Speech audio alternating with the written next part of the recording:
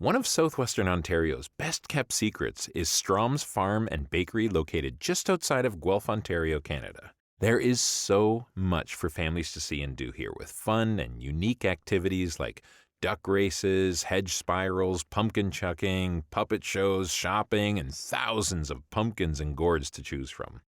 Amy Strom and her staff have created a warm and welcoming down-home country experience that entertains and also educates. And they've got one of the biggest, if not the biggest, corn maze anywhere in Canada. And one of the best things we found was this little gem right here.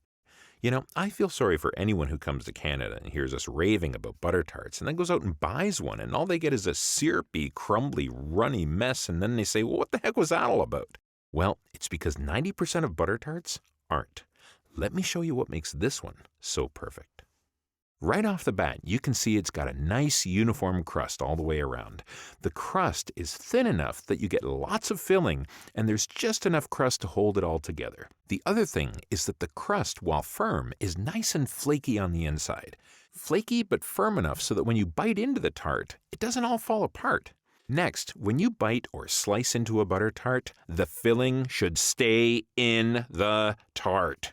Many so-called butter tarts are made with corn syrup, which in my opinion is an abomination because not only does it make the tart too sweet, it also doesn't help the filling to stay together. And one of the best things to find in a butter tart are plump, juicy raisins. Some people prefer pecans, while others prefer them plain.